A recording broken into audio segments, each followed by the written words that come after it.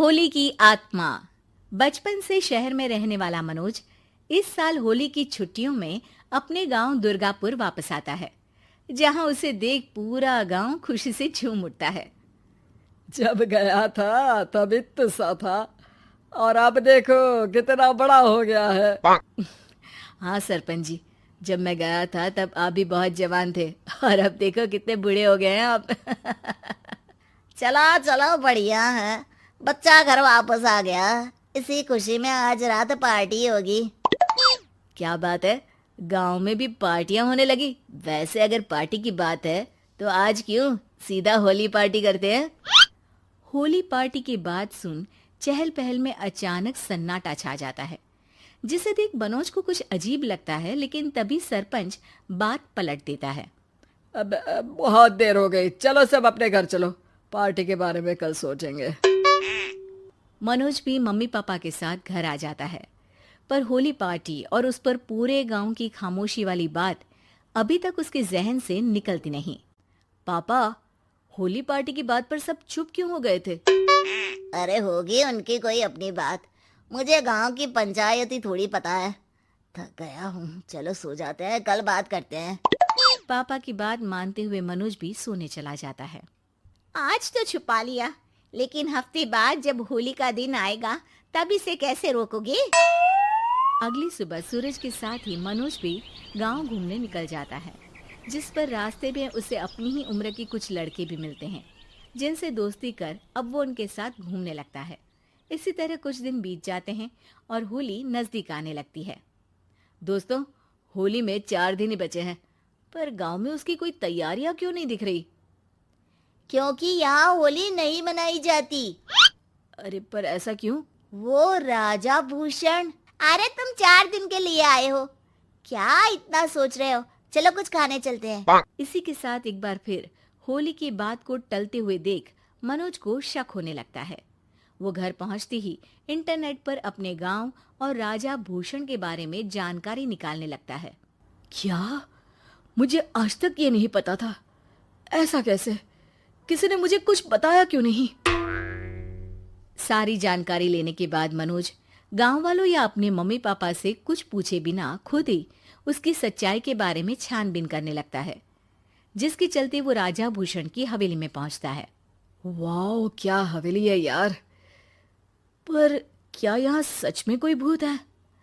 Hello भूत जी, कोई है क्या? हम इस साल गांव में होली सेलिब्रेट कर रहे हैं, क्या आप उस पर थोड़ा इंटरव्यू देंगे?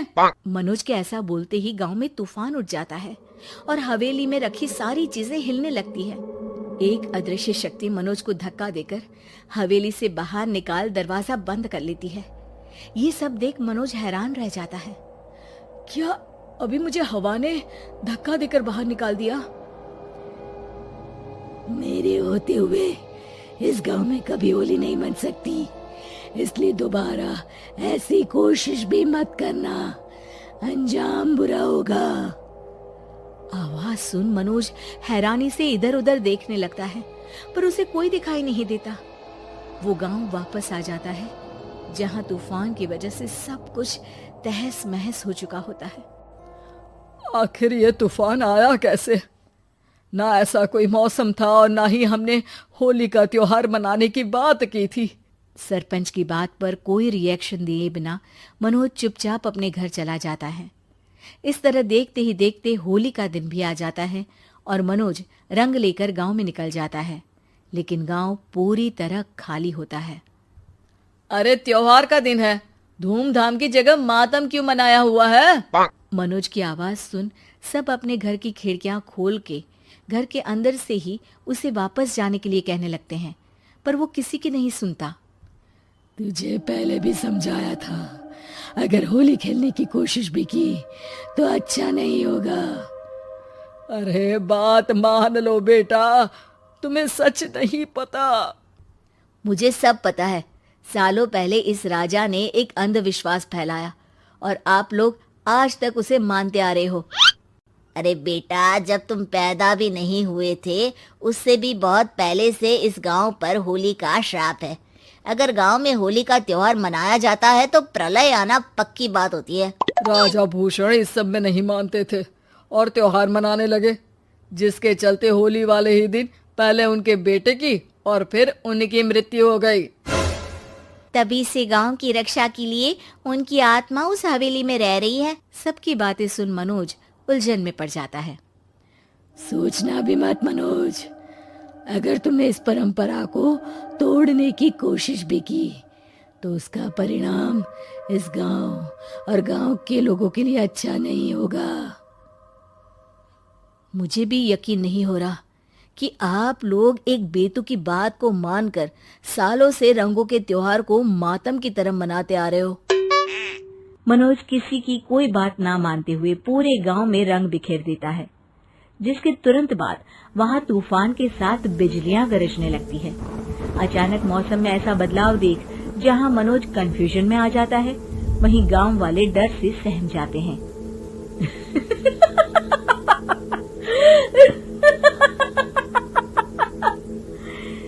इस लड़के ने हमारे जैसे सिर्फ अपने स्वार्थ के लिए नहीं बल्कि पूरे गांव की खुशियों के लिए यहाँ होली मनाई है, जिस वजह से अब इस गांव पर होली का श्राप टूटता है। ऐसा बोलकर राजा का भूत वहां से गायब हो जाता है, जिसके बाद गांव के लोग धूमधाम से होली मनाते हैं। खुशियों के रंग गांव में बिखरे ही होते हैं कि अगली सुबह अचानक मनोज कहीं गायब हो जाता है और एक बार फिर गांव में होली का नया राज शुरू हो जाता है।